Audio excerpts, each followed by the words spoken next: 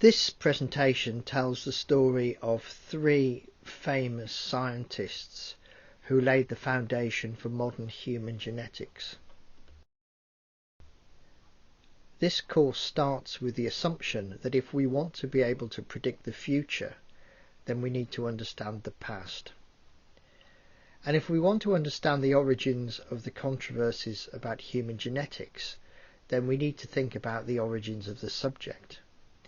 And we need to think about the social and cultural assumptions that were held by the scientists and by educated society back then. The story begins in the middle of the 1860s in central London, and also in the small town of Brno, which was then part of the Austro-Hungarian Empire, but which is now part of the Czech Republic. Two worlds which even today are still very different, but back then must have seemed like different universes.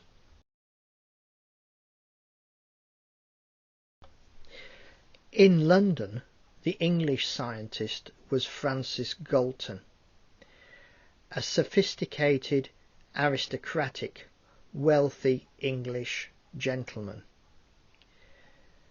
Galton was interested in how talent was passed on from parents to children in certain families, and suggested that this transmission could be from both the mother and from the father. This idea he called hereditarianism. Hereditarianism is still a popular worldview today, as we shall discover on this course.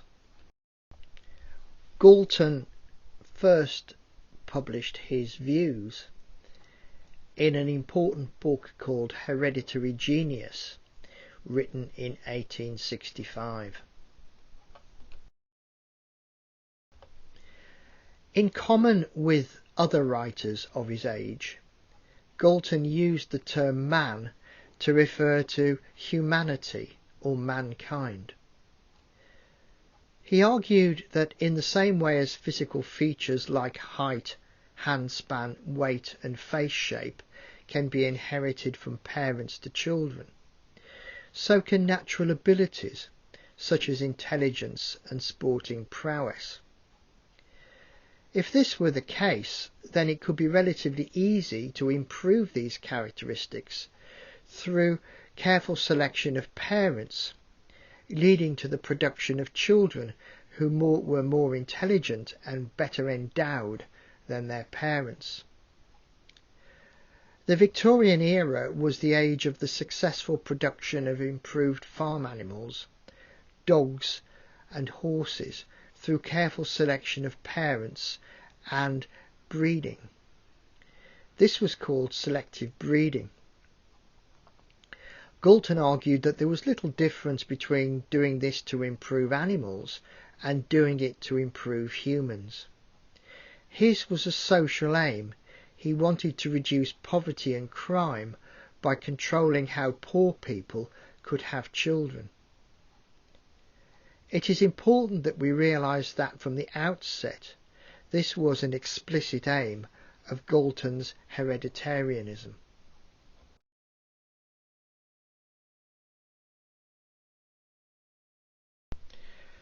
The heart of Galton's thinking was also inherently racist.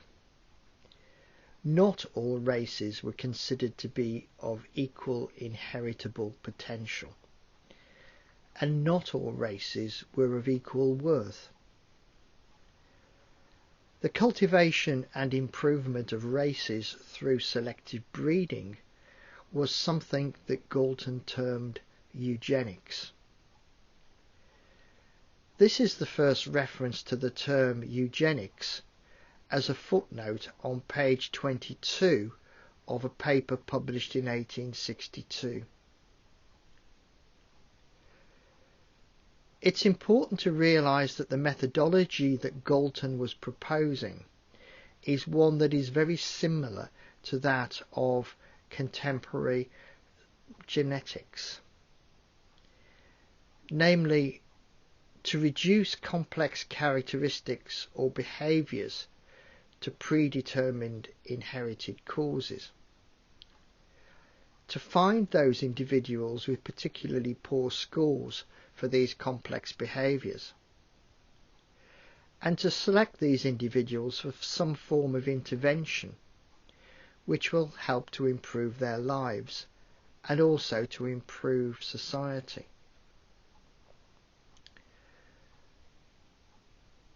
The methodology may be similar, but the underlying philosophy is different. At the heart of the contemporary methodology is a desire for social welfare and to improve the lives of individual people. Galton also invented the terms nature and nurture.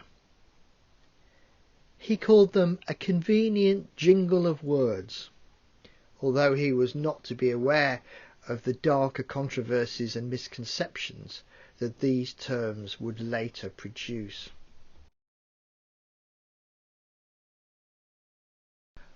Galton's approach to studying human behaviour, and also the approach of his successor Pearson, were to use statistics to study the differences between individuals in a population.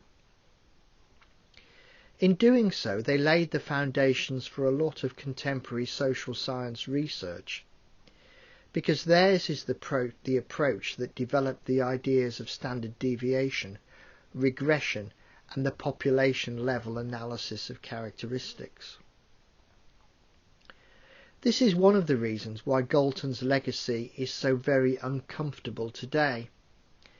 Many generations of researchers have used his principles without necessarily agreeing with his methods, and certainly not agreeing with his social philosophy. Galton had no clear idea of how inheritance took place. He had no mechanism underlying his thinking. He relied on the ideas of his famous cousin, Charles Darwin, who had put forward the mechanism for inheritance known as pangenes. Unfortunately for Darwin and Galton, this idea was incorrect and was not able to be developed further. At the same time that Galton was debating hereditary genius in the sophisticated gentlemen's clubs of central London, Gregor Mendel, an Augustinian monk with a lifetime vow of celibacy and poverty, was trying to understand the mechanisms behind selective breeding. Mendel proposed that the differences between characteristics were controlled by factors that were inherited from parents to offspring. These were later called genes. Mendel proposed that these factors could be different, and the differences could lead to the differences observed between the characteristics. For example, between purple and white flowers in peas. Mendel proposed that pea plants have two of these factors, whereas their gametes, pollen grains or eggs, only have one.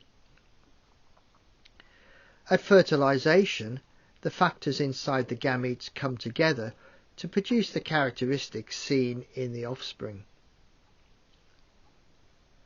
A generation of pea plants produced from a single cross would have predictable ratios which could be observed and counted. It was Mendel's genius that allowed him to predict these observations and then carry out the necessary experiments which showed that the predictions were correct. Galton's work was largely descriptive. Mendel's work was more analytical because he did provide a mechanism to explain the observations. This is why Mendel, and not Galton, is said to be the father of genetics. Mendel published his ideas in a single paper in 1866. in an obscure journal, and his thinking was largely ignored until 1900, 17 years after his death. In the early years of the 20th century, there appeared to be two rival schools of thought for the emerging science of genetics. The conceptual ideas of Mendel, which could be tested experimentally, immediately had wide implications for plant and animal breeders who wanted to improve their crops and livestock. This was countered by the school of Galton and Pearson, the biometrical school, which insisted on accurate measurements and statistical analysis as the basis for drawing their conclusions. For nearly 20 years, these ideas were regarded as being in opposition to each other, and also in opposition to Darwin's theory of evolution. It wasn't until the end of the First World War in 1918 that Darwin's theory of evolution, Mendelian genetics and biometrical genetics were reconciled. And they were brought together by an important biologist called Ronald Fisher. Fisher showed mathematically how Mendel's factors, which were now called genes, could be extended for complex characteristics which were controlled by larger numbers of genes, each having a very small effect on the characteristic. He called this reconciliation biometrical genetics. In doing so, he showed how biometrical genetics was reconciled with Darwin's theory of evolution. Fisher's seminal 1918 paper invented a new key term, that of heritability. Understanding the strengths and limitations of heritability will be at the heart of this course. So, what does all of this history mean for people today? It's now time to explore how genetics impacts people's lives today.